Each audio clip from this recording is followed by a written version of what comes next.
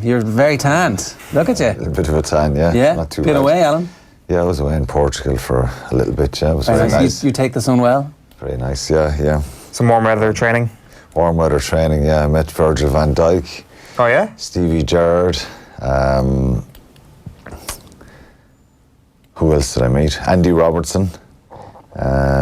Slumming it, obviously. Jordan Henderson. Right, They okay. were all out training out in Portugal. Very nice. Their own individual sessions. A few of the Irish players as well, the rugby players. So they were off for a week. They went back for a couple of weeks and were off for a bit of a readjustment, a realignment week or whatever they call it last week. So yeah, it was interesting to see them all training. They brought back memories of my pre-seasons. Was Virgil van Dijk working hard, or was he lying around? No, I was working very hard. I was surprised. He was training pretty early in the mornings there, and people could watch and see. There wasn't too many around. He was training around 8 o'clock in the mornings, and he was doing a fair bit of fitness work. Yeah, a lot of movement. Right. Phenomenal to be close to someone like that, or even any of the players, and just to see how big a man he is for a soccer player. Yeah, he's huge, isn't he? Yeah, he's huge. He's about 6'4", 6'5". He's taller than me. I asked him for a photo, and he was very nice to everybody. Though it was amazing. You think these guys you see them on TV and see what they've achieved, and a lot of them are normal, but the attention they get compared to other sports people is it is off the scale. Yeah, it's off the scale. And what kind of, like, when you saw what they were doing, did you think, "Ooh, that's a bit different from what I would have been doing," or it's like, actually, not hugely different? I think obviously with soccer players and that kind of money, they would have a financially they'd be able to employ their own kind of strength and conditioners and fitness people to keep them ticking over. But I often say this to people. Maybe when I started playing. When rugby went professional, our pre-seasons or our holiday periods were probably 3-4 weeks of bad food and alcohol and totally letting the handbrake off for a number of weeks, and you come back then and you're struggling for the first few weeks. You're easing your way back in. You have a bit of time to get fit. All these sports people now, you finish at the end of the season, the monitoring and the way they have to follow programs even in their holidays and stuff. So it's a common practice to see to have individuals or team sports people going away on holidays and actually doing a few runs and hitting the gym and doing flexibility and all that kind of stuff, because you don't want to let the fitness go completely. And I think that's what a lot of the soccer players are doing. Some of the rugby players are doing it last week, and that's the way of the world now. So your holidays aren't handbrake off completely anymore. It's maybe enjoy a week or two not doing anything, and then it's active training, staying moving. It makes sense, really. We should talk a bit about the Crusaders, the three-peat. We had Ron O'Gara on last week, and he was talking about the difficulty. Great teams to do 3 in a row. It's very, very hard to get to that point. They were massive favourites against the Jaguars because it was the first team from Argentina to make it through to a Super Rugby final. So in a way, it felt like they kind of won the title when they won the semi-final against their greatest rivals, really. The Hurricanes, yeah. Must have been difficult enough to get the crowd, the team, to understand that they still have to go through the motions here and get the final done with.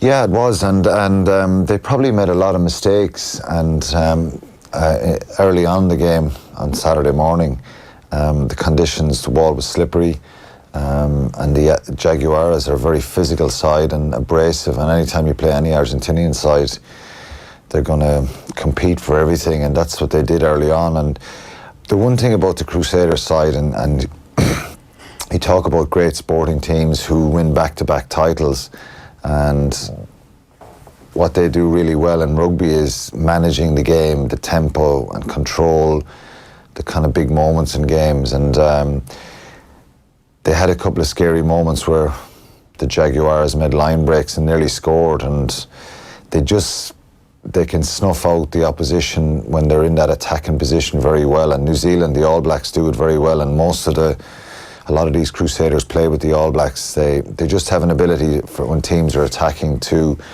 break them down and dislodge the ball and stuff like that. And they did that a few times on Saturday when it looked like the Jaguars would score. And then Richie Mwanga, who's openly said that, spoken about O'Gara's influence and the way he's helped him and brought that bit of control and composure and accuracy in his goal kicking. He kicked really well on Saturday, really vital points, and they just kept the scoreboard ticking over. So it wasn't a good game to watch, really. It wasn't free-flowing rugby, but whereas the semi-final was a bit of a classic. Yeah, it was. Yeah, they were brilliant in the first half against the Hurricanes, and then probably fortuitous to hang on in the end a little bit in the semi-final. But it's that mentality, Ger, and that's why they're probably the greatest club side ever, really, because of their consistency and the aura and the standards they set, and that's the intrigue of sport for any sporting teams. You see it with Dublin going for 5 in a row this year. Kilkenny didn't get the 5 in a row. That's why it's so difficult to win multiple titles back to back in sport, and you know they're one of the teams that kind of can keep doing it. They've done 3 now, and you know we'll see. There's a good number of guys on their team. Kieran Reid is leaving; he's going to Japan, but they just keep producing players, and I think we've spoken before, and it's pretty well documented about the impact and the challenge and the opportunity for Ronan going to New Zealand, and the way he's accepted there, because they don't let people in, they don't bring outside coaches in.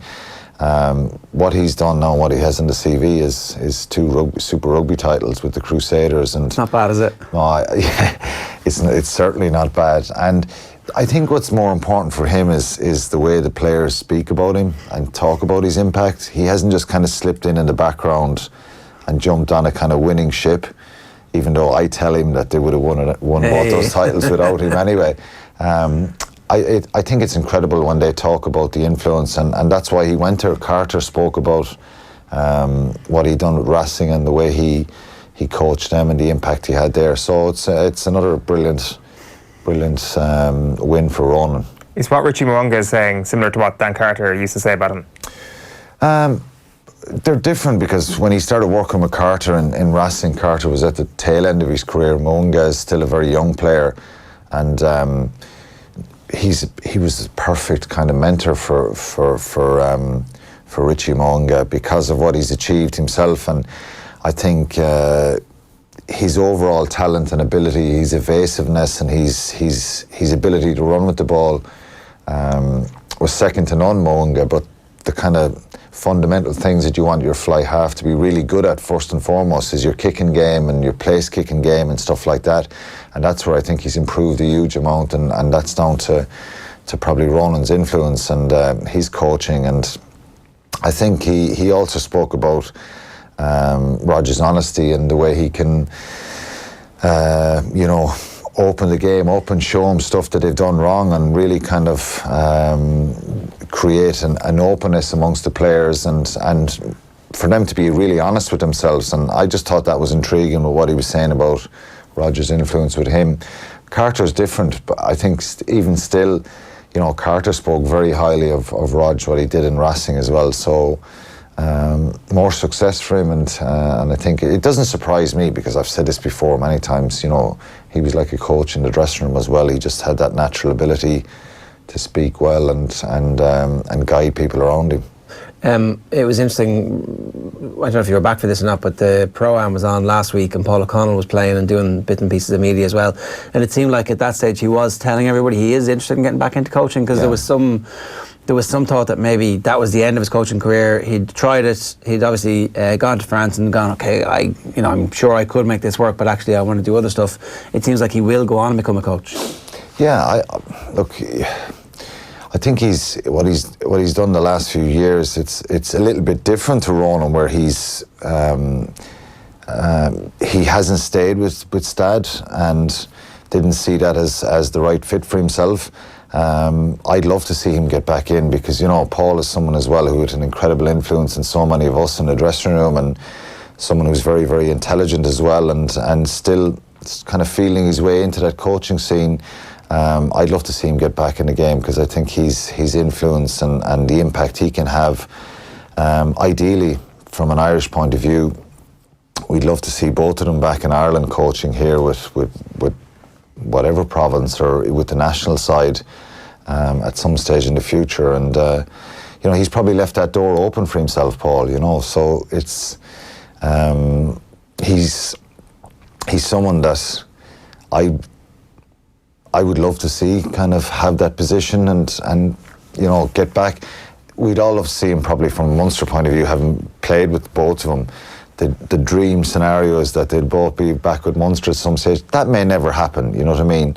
And they're their own men, and they're, you know, they want to do their own things at the moment. But I think everyone would love to see Paul coaching again, particularly in Ireland. Yeah, because it's exciting to have a coach who's Irish and such a legend like O'Gara in charge of a French team. We'll be paying attention to La Rochelle the way we paid attention to Sunderland when Roy Keane was the manager of Sunderland, and we need more of that if we're actually going to continue to progress, because it's interesting that the next setup in Ireland is going to be very heavily English skewed. It'd be great just if your own rugby culture was capable of producing enough coaches at world class level. Yeah, and we probably will see more of them in the next few years. A lot of guys have come out of the game.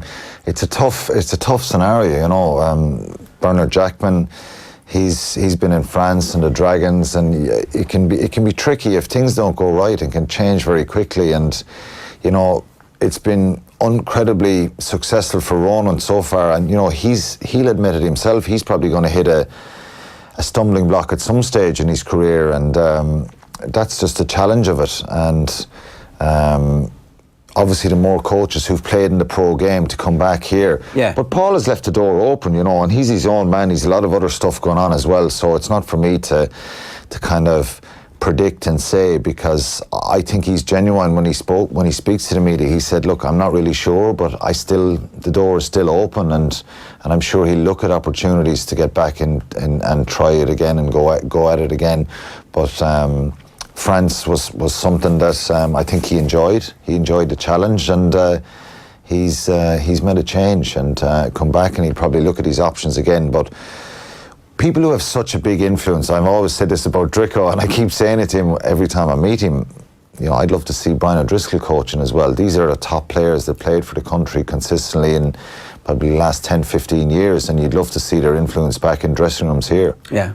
Say if you go 4 years into the future, into the next World Cup cycle, at the end of the next World Cup cycle, what's your dream Munster coaching ticket?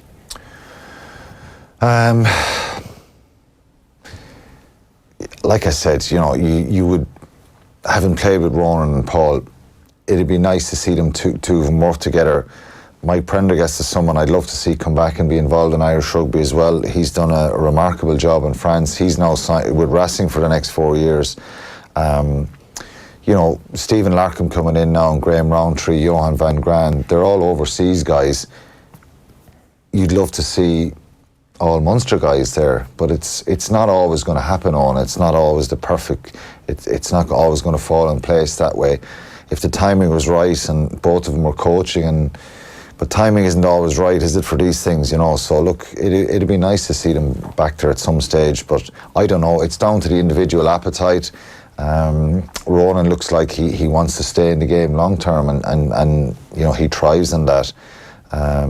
I could see him probably, you know, he probably could have been back involved with Munster this time. I'm sure Paul could have been as well. I'm sure Munster will always keep in contact with both of them and see what kind of influence and availability there is around them. But they're probably the dream ticket, aren't they?